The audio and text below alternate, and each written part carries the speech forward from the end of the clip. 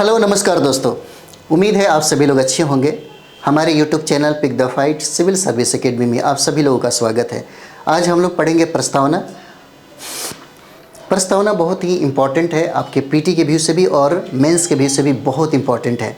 दोनों तरीके से आपसे प्रश्न पूछे जाते हैं। तो आज हम लोग प्रस्तावना को अच्छे तरीके से पढ़ेंगे।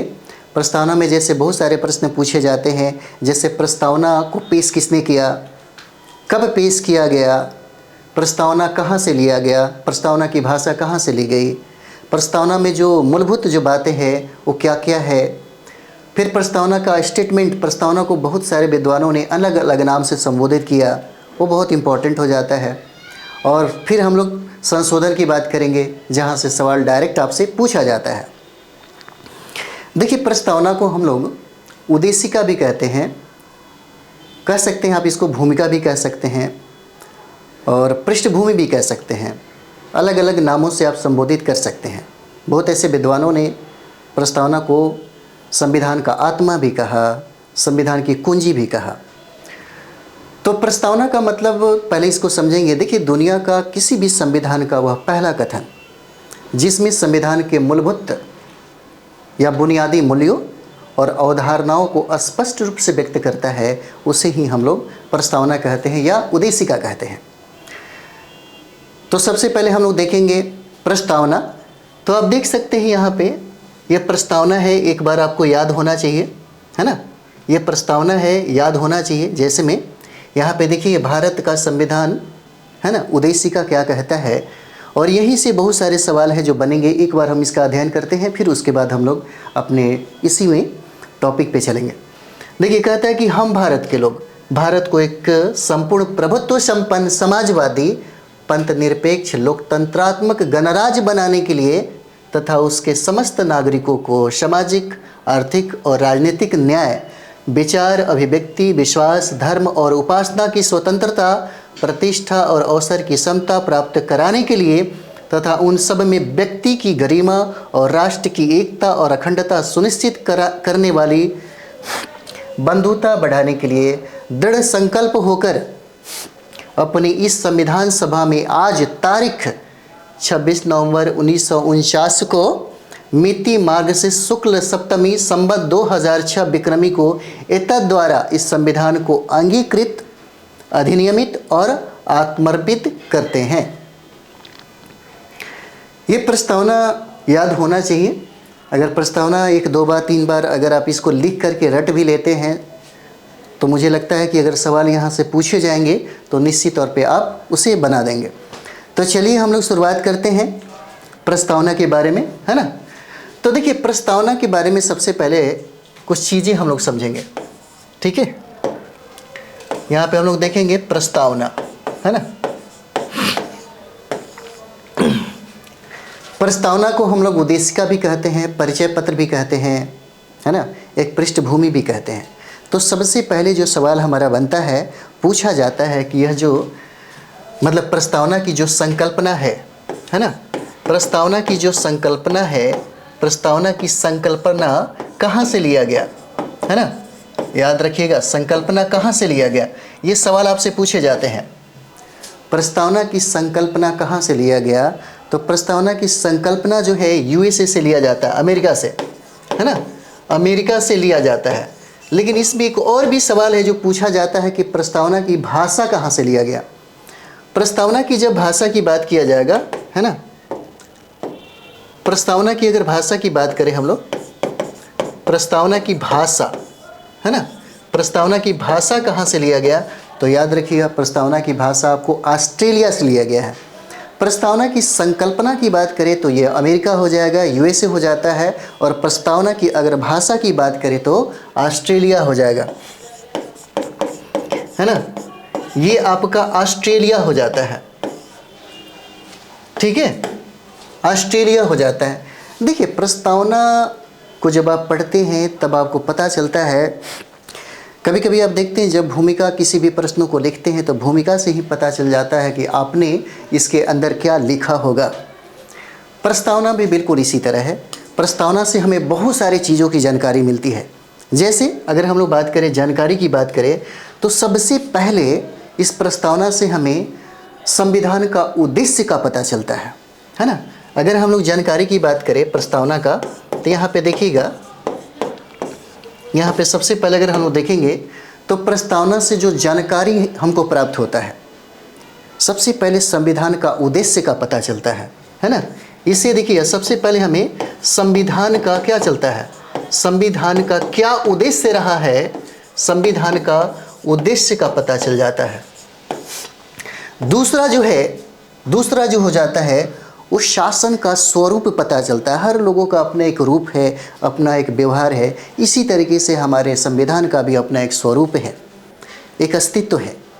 तो हम संविधान का उद्देश्य भी पता चलता है और संविधान का क्या स्वरूप है इसके बारे में भी हमको पता चल जाता है ना। ये संविधान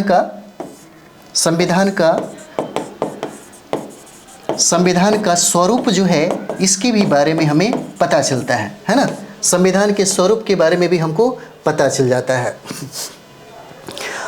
और आपने अंतिम में देखा होगा, अधिनियमित आत्मर्पित करते हैं, तो इस प्रस्तावना से ही हमको संविधान के अधिनियमित होने की जो तिथि है इसकी भी जानकारी प्राप्त हो जाती है। हमको यहाँ से इसकी जानकारी प्राप्त हो जाती है। देखिए, संविधान सभा की पहला, दूसरा, तीसरा बैठक हुआ, तो सबसे पहले हम लोग बात करते हैं कि कौन सी बैठक में जवाहरलाल नेहरू ने इसे पेश किया था, जो सवाल आपसे पूछा जाता है ना। तो देखिए, संविधान सभा की तीसरी बैठक हुई थी, है ना। तीसरी बैठक हुई थी, संविधान सभा की तीसरी बैठक हुआ था 13 दिसंबर 1946 को, है ना। 13 दिसंबर 1946 को तीसरी बैठक हुई थी। तीसरी बैठक हुई थी संविधान सभा का, तीसरी बैठक याद रखिएगा 13 दिसंबर 1946 को हुआ था। और इसी समय जवाहरलाल नेहरू ने प्रस्तावना का क्या रखा, प्रस्तावना को पेश किया, है ना। जवाहरलाल नेहरू ने इससे मतलब प्रस्तावना का या उद्देश्य का प्रस्ताव जो है उसी समय रखा गया था। डेट भी याद रखिएगा, है ना। इस समय उद्देश्य का प्रस्ताव जो है यह रखा गया था, इतना तो याद होना चाहिए। और यह हुआ था तीसरी बैठक में, है ना, तीसरी बैठक में हुआ था। और देखिए, 22 जनवरी 1947 को इस प्रस्तावना को संविधान सभा के द्वारा स्वीकार कर लिया गया। कब स्वीकार किया गया इसे भी याद रखिएगा, 22 जनवरी, है ना, 22 जनवरी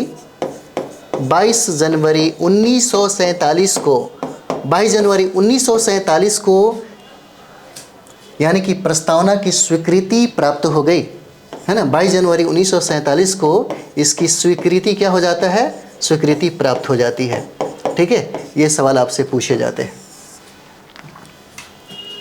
ठीक है, तीसरी बैठक में, संविधान सभा का तीसरी बैठक में जवाहरलाल नेहरू ने इसे पेश किया 13 दिसंबर 1946 को।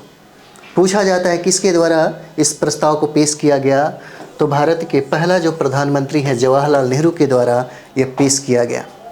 और इसकी जो स्वीकृति प्राप्त हुआ था वो 22 जनवरी 1947 को प्राप्त हुआ। ठीक है, 22 जनवरी 1947 को इसकी स्वीकृति प्राप्त हो गई। हम लोग डायरेक्ट पीटी की बात कर रहे हैं, यहाँ से बहुत सवाल पूछे जाते हैं आपसे। ठीक है, तो चलिए हम लोग देखते हैं, कुछ चीज़ें और भी देख लिया जाए। देखिए, प्रस्तावना को अगर हम लोग देखें, प्रस्तावना को, है ना, तो सबसे पहले कुछ चीज़ें हम लोग डिवाइड करके देखते हैं। जैसे स्रोत, है ना, आखिर शक्ति का स्रोत कौन है ना। पूछा जाता है कि इस प्रस्तावना में क्या दिखता है आपको, शक्ति का स्रोत हम किसको मानते हैं। जैसे आप देख सकते हैं यहाँ पे, देखिए, अगर हम लोग यहाँ पे देखेंगे क्या कहता है, हम भारत के लोग, क्या कह रहा है, हम भारत के लोग भारत को एक संपूर्ण प्रभुत्व संपन्न समाजवादी पंथ निरपेक्ष, यानी कि भारत के संविधान के निर्माण में भारत के लोगों का योगदान सबसे ज़्यादा है ना। यानी कि शक्ति का स्रोत कौन है, यानी कि भारत की जनता है, भारत के लोग हैं। ठीक है, ये सारा चीज़ें यहीं से आपको मिल जाएगा। तो चलिए आगे हम लोग देखते हैं, आगे क्या कहता है। है ना। प्रस्तावना में हम लोग देखेंगे शक्ति का स्रोत किसको माना गया है। अगर हम लोग यहाँ पे देखिए तो शक्ति का स्रोत किसको माना गया है।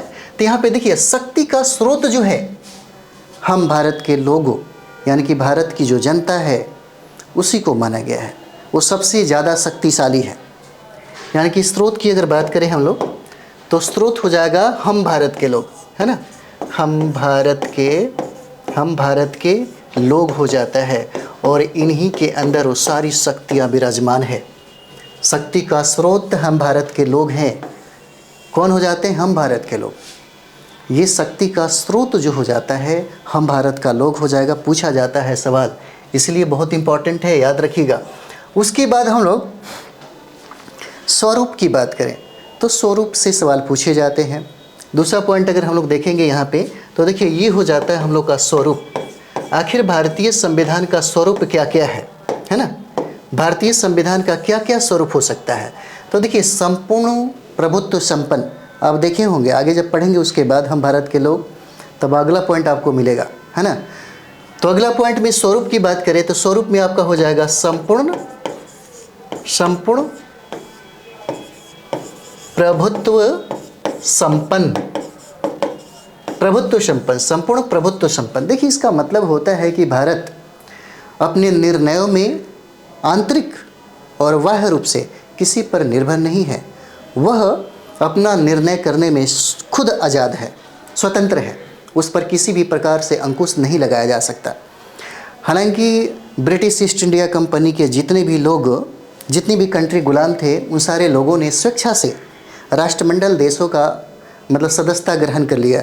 जैसे 1949 में अगर देखेंगे तो हमारा भारत भी इसे स्वीकार किया, लेकिन उसकी अधीनता स्वीकार नहीं किया। भारत जब चाहे स्वेच्छा से उस सदस्यता को त्याग कर सकता है।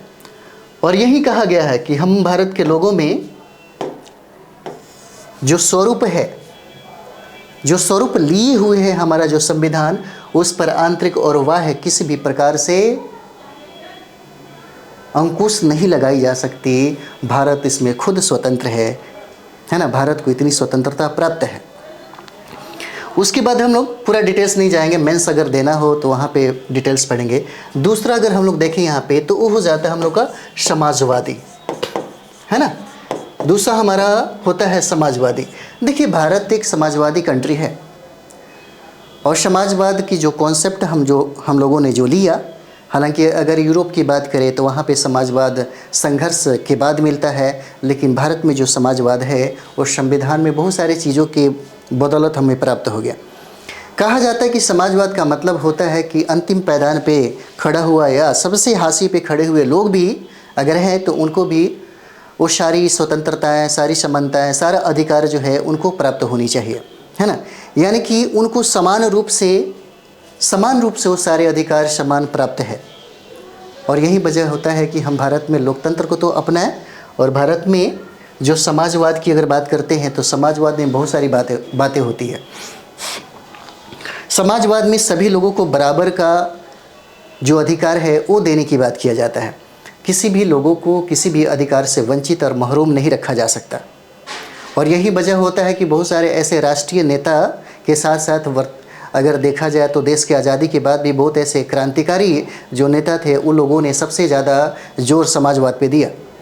और इसीलिए हम लोग देखते हैं समाजवाद में क्या है, मिश्रित समाजवाद, यानी कि दोनों जो आयाम है, दोनों जो स्वरूप है हमको यहाँ पे दिख जाता है ना। सरकार को अगर देखा जाए तो निजी पे भी और सार्वजनिक पे भी उसका अधिकार होता है। और एक तरीके से अगर देखा जाए तो सारा का सारा अधिकार हमारे भारत के लोगों को प्राप्त है।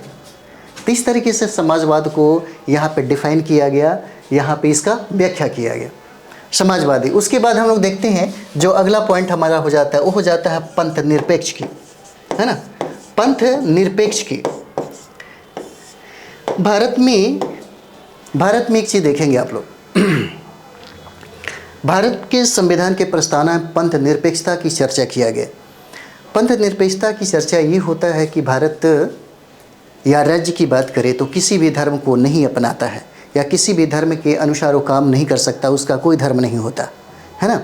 हाँ, भारत के भूभाग में रहने वाले अनेक जाति धर्म पंथ के रहने वाले जो लोग हैं अपनी स्वेच्छा से उस धर्म को माने या ना माने उसकी अपनी मर्जी होता है। राज्य इस चीज़ में कोई हस्तक्षेप नहीं करता और राज्य के ऊपर धर्म का कोई भी दबदबा या कोई भी प्रभाव नहीं होता है। इसीलिए देखिएगा यहाँ पंथ निरपेक्षता को क्या किया गया, अपनाया गया। उसके बाद हम लोग एक देखेंगे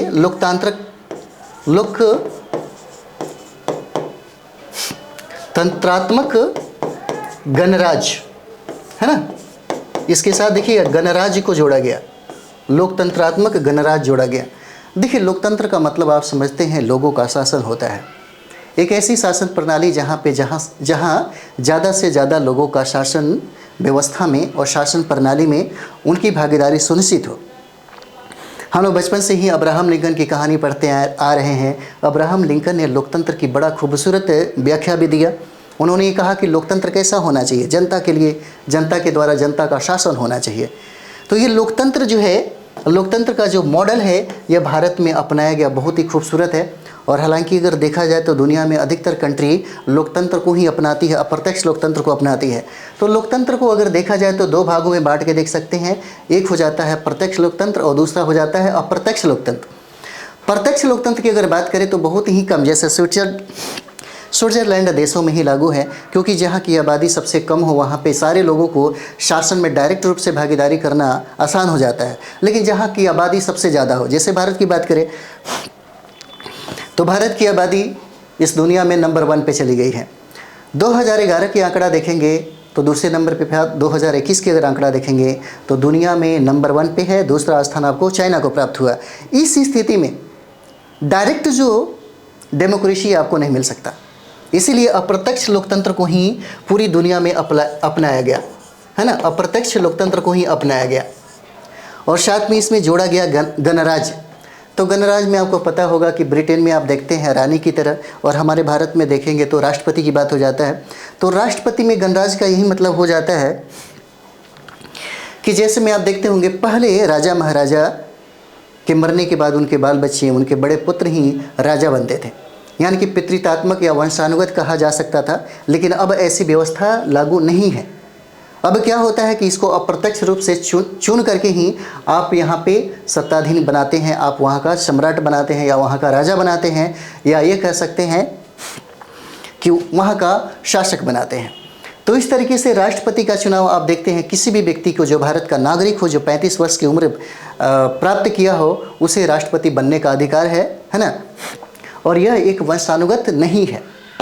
तो ये गणराज्य में आ जाता है। और गणराज्य की अगर चर्चा की बात करें तो पूरी दुनिया में सबसे पहला वैशाली जो है इसने गणतंत्र गणराज्य की बात किया है, ठीक है। तो इस तरीके से जो हमारा जो स्वरूप है, हमारे संविधान में जो प्रस्तावना का स्वरूप हो जाता है, हम लोग 5 तरीके से इसको हम लोग देख सकते हैं, है ना। लोकतांत्रिक गणराज्य हो जाता है। अब हम लोग देखेंगे संविधान का उद्देश्य क्या है। क्या अब होता है कि संविधान का उद्देश्य कहेंगे या संविधान का लक्ष्य क्या हो जाता है क्या। तो यहाँ पे देखेंगे हम लोग, अगला पॉइंट हम लोग देखेंगे संविधान का, है ना, संविधान का उद्देश्य कहें या लक्ष्य कहें तो क्या हो जाएगा। तो देखिए संविधान का उद्देश्य और लक्ष्य कहें तो यहाँ पे 3 प्रकार की, यहाँ पे लिख ही देते हैं, 3 प्रकार के न्याय का चर्चा किया गया है। 3 प्रकार के न्याय का चर्चा किया गया है ना। 3 प्रकार की न्याय का चर्चा किया गया है। कौन कौन सा न्याय है, आप लोग जब प्रस्तावना पढ़ेंगे तो उसमें इसका जिक्र किया गया है ना। सबसे पहले हम लोग यहाँ पे देखेंगे सामाजिक, है ना, सामाजिक न्याय की बात किया गया है, ठीक है, सामाजिक न्याय की बात किया गया है। उसके बाद यहाँ पे देखेंगे, उसके बाद आर्थिक न्याय की बात किया गया है ना, आर्थिक न्याय की बात किया गया है। उसके बाद यहाँ पे देखेंगे राजनीतिक न्याय की बात किया गया है ना, राजनीतिक न्याय की बात किया गया है। देखिए सामाजिक न्याय की बात करें तो समाज में कोई भी ऊंच नीच, भेदभाव, छुआछूत इस तरीके से सैद्धांतिक तौर पे अगर देखा जाए तो नहीं है। लेकिन व्यवहार में जब जाते हैं तो बहुत सारा परिवर्तन, बहुत सारा सामाजिक संरचना जो है आपको दिख जाता है। यानी कि सामाजिक रूप से कोई भी व्यक्ति ऊंच नीच नहीं है। यह हमारा प्रस्तावना में ये बात 3 प्रकार का न्याय की बात करता है। उसी तरीके से आर्थिक रूप से भी सारे लोग क्या हैं, समान हो जाते हैं। सभी लोगों को समान, हमारे भारत के भूभाग पे समान तरीके से या समान रूप से उनको क्या है, अधिकार प्राप्त है। लेकिन भारत की अगर आर्थिक व्यवस्था की बात करें, अर्थव्यवस्था की बात करें, तो आप देखिएगा कितना खाई है भारत में। अमेरिका और गरीबी के बीच में जो अंतर देखेंगे ज़मीन आसमान का हो जाता है ना। तो यहाँ पे आर्थिक न्याय की भी बात किया गया है और राजनीतिक रूप से जो समान है, खास करके यही राजनीतिक जो समानता है आपको वोट मांगने के समय में ही दिखता है। जैसे देखिएगा भारत के प्रधानमंत्री हो या भारत या किसी भी राज्य के मुख्यमंत्री हो या कैबिनेट मंत्री हो, जब अभी 2024 का जो चुनाव का जो मामला चल रहा है, तुरंत ही ये लोग गरीब से गरीब और सबसे कमज़ोर वर्ग के पांव भी पड़ जाएंगे, इसमें कोई दिक्कत नहीं है। वहाँ तो समानता यहाँ पे दिखाई देने लगता है। जब वोट देने जाते हैं तो सभी लोग एक ही कतार में खड़े हो जाते हैं, वहाँ समानता तो दिखता है। खैर ये तो मेंस का टॉपिक हो जाता है, उस पर ज़्यादा चर्चा नहीं करेंगे हम लोग, है ना। चलिए आगे बढ़ते हैं। यहाँ पे 3 प्रकार की न्याय की बात हो जाता है, सामाजिक न्याय, आर्थिक न्याय और आपका राजनीतिक न्याय हो जाता है ना। उसके बाद हम लोग देखेंगे जो सवाल पूछा जाता है, 5 प्रकार का स्वतंत्रता की बात किया गया है। यहाँ पे 5 प्रकार की स्वतंत्रता की बात किया गया है ना। 5 प्रकार की स्वतंत्रता की बात किया गया है। कौन कौन सी स्वतंत्रता है, तो यहाँ पे देखिए सबसे पहले हम लोग अगर बात करें, है ना, तो यहाँ पे तो विचार की स्वतंत्रता हो जाता है। ठीक है, पहला हमारा क्या हो जाएगा, विचार की स्वतंत्रता हो जाता है। उसके बाद यहाँ पे हम लोग देखेंगे अभिव्यक्ति की स्वतंत्रता, अभिव्यक्ति की स्वतंत्रता हो जाती है। उसके बाद हम लोग देखेंगे विश्वास की स्वतंत्रता हो जाएगा, विश्वास की स्वतंत्रता, है ना। उसके बाद हम लोग अगला देखेंगे, ये हो जाता है हम लोग का धर्म की स्वतंत्रता। उसके बाद क्या है, उसके बाद हो जाएगा उपासना की स्वतंत्रता, है ना, उपासना की स्वतंत्रता। आप जब प्रस्तावना पढ़ेंगे तो प्रस्तावना में ये सब चीज़ें लिखा हुआ है। आपसे पूछ सकता है कि भारत के संविधान के प्रस्तावना में कितने प्रकार की स्वतंत्रता की बात किया गया है, तो कितने प्रकार की स्वतंत्रता हो जाती है, 5 प्रकार की। कौन कौन, विचार की स्वतंत्रता, अभिव्यक्ति की स्वतंत्रता, विश्वास की स्वतंत्रता, धर्म की स्वतंत्रता और उपासना की स्वतंत्रता। इस तरीके से 5 प्रकार के जो हैं, 1 2 3 4 5 प्रकार की स्वतंत्रता का जिक्र किया गया है ना। और प्रस्तावना में देखेंगे हम लोग, अगला पॉइंट हम लोग देखेंगे, प्रस्तावना में 2 प्रकार के समता की बात किया गया है ना। 2 प्रकार के समता की बात किया गया है। पहला क्या हो जाता है, तो प्रतिष्ठा और अवसर की समता, है ना, प्रतिष्ठा और अवसर की समता। ठीक है, समता यानी कि 2 प्रकार की समता की बात किया गया है। ठीक है, इतना याद रखिएगा। 5 प्रकार की स्वतंत्रता का जिक्र किया गया है और 3 प्रकार का न्याय है।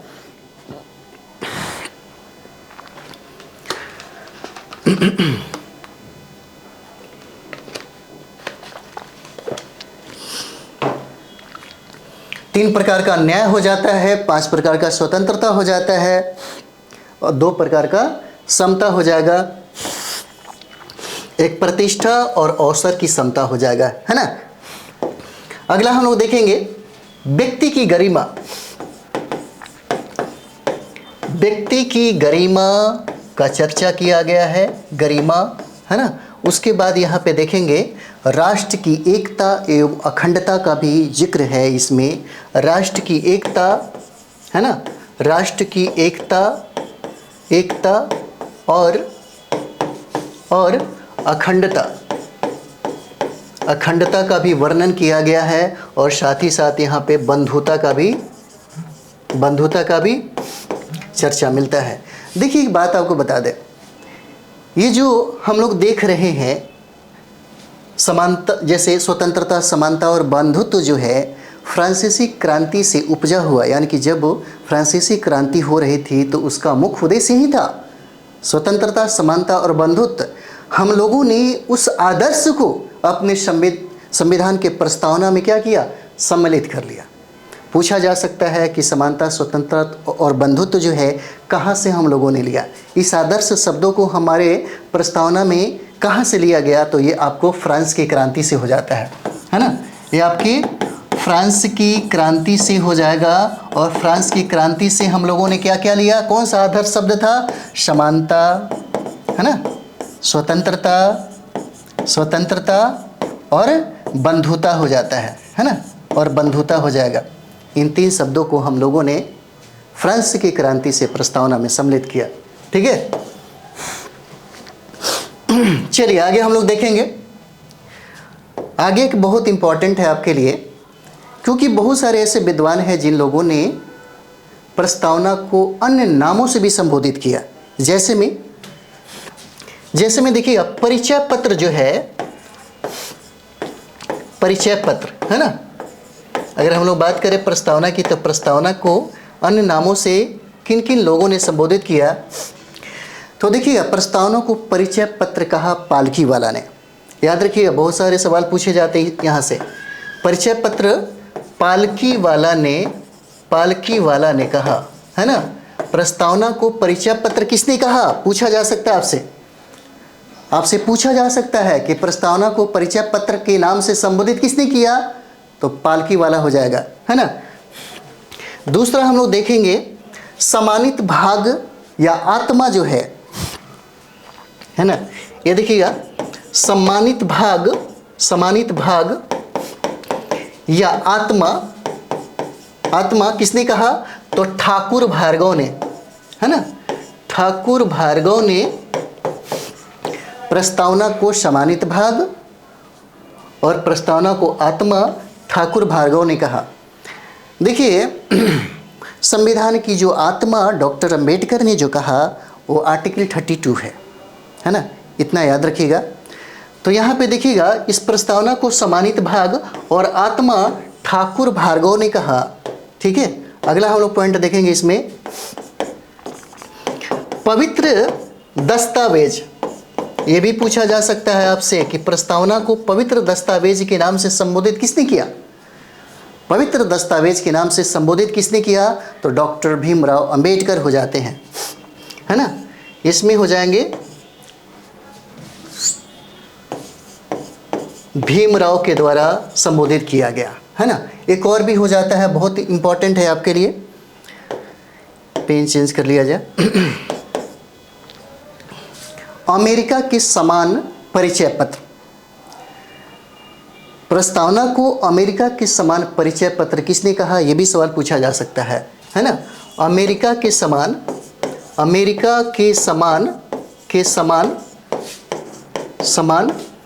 परिचय पत्र, है ना। परिचय पत्र किसने कहा, किसको, प्रस्तावना को, तो हिदायतुल्लाह हो जाते हैं। याद रखिएगा, हिदायतुल्लाह, है ना। हिदायतुल्लाह ने ये बात कही थी। अमेरिका के समान परिचय पत्र प्रस्तावना को हिदायतुल्लाह ने कहा, है ना। अगला और भी हम लोग देख लें, है ना। दीर्घकालीन सपनों का विचार है। प्रस्तावना क्या है, दीर्घकालीन सपनों का विचार है। ये बात किसने कहा था, तो यहाँ पे देखते हैं हम लोग, दीर्घकालीन सपनों का विचार है, किसने कहा, टीटी कृष्णमाचारी ने, है ना। टीटी कृष्णमाचारी ने कहा था ये बातें, कृष्णमाचारी ने ये बात कही थी। बहुत इंपॉर्टेंट है ये बहुत इंपॉर्टेंट है आपके लिए। दीर्घकालीन सपनों का विचार किसने कहा, तो टीटी कृष्णमाचारी ने कहा था। दीर्घकालीन सपनों का विचार है, टीटी कृष्णमाचारी ने ये बात कहा था। और ये देखिएगा, अमेरिका के समान परिचय पत्र प्रस्तावना को हिदायतुल्लाह ने कहा और प्रस्तावना को पवित्र दस्तावेज भीमराव अंबेडकर ने कहा और प्रस्तावना को सम्मानित भाग या आत्मा ठाकुर भार्गव ने कहा और परिचय पत्र यानी कि प्रस्तावना को परिचय पत्र जो है वो पालकी वाला ने कहा। पालकी वाला तो बहुत बार पूछा हुआ है ना, बहुत बार पूछा हुआ है। चलिए 2 पॉइंट और भी देख ले। जन्म कुंडली, है ना। प्रस्तावना को किसने जन्म कुंडली कहा, प्रस्तावना को किसने जन्म कुंडली कहा, तो के.एम. मुंशी ने कहा है। और ये सवाल आपसे पूछा जाता है ना। के.एम. मुंशी के द्वारा प्रस्तावना को जन्म कुंडली कहा गया, है ना। जन्म कुंडली कहा गया। प्रस्तावना को जन्म कुंडली किसने कहा, तो के.एम. मुंशी ने कहा। यह सवाल भी बहुत बार पूछा गया है आपके बीपीएससी के द्वारा भी, है ना। एक और भी हो जाता है, वो हो जाता है कुंजी नोट। ठीक है, कुंजी नोट हो जाता है। और कुंजी नोट जो है अनरेस्ट बार्कर ने कहा था। है ना, अर्नेस्ट बार्कर ने ये बात कही थी। ठीक है, प्रस्तावना को कुंजी नोट जो है, प्रस्तावना को कुंजी नोट अर्नेस्ट बार्कर ने कहा था। तो हम लोग नेक्स्ट वीडियो में, क्योंकि लंबा वीडियो ना हो जाए, है ना, प्रस्तावना में संशोधन की हम लोग जो जिक्र करेंगे, जहाँ से सवाल पूछे जाते हैं वहाँ हम लोग देखते हैं। इसके बाद हम लोग उसी को देखेंगे। ठीक है, तो प्रस्तावना में अभी तक हम लोगों ने जितना भी पढ़ा, यहाँ से बहुत सारे सवाल पूछे गए हैं और ये सवाल आपसे गलत नहीं होगा। इसके बाद हम लोग इसको ख़त्म करेंगे, नेक्स्ट वीडियो में इसको ख़त्म कर देंगे। जो भी प्रस्तावना से संबंधित जो संशोधन, जो सुप्रीम कोर्ट ने, बहुत सारे लोगों ने क्या किया, इसके बारे में खंडन किया, क्या क्या विचार था, उसके बारे में हम पूरे डिटेल से पढ़ेंगे, ताकि वहाँ से सवाल अगर पूछा जाए तो हमसे बन जाए। तो चलिए हम लोग मिलते हैं अगले वीडियो में। थैंक यू वेरी मच आप सभी लोगों को।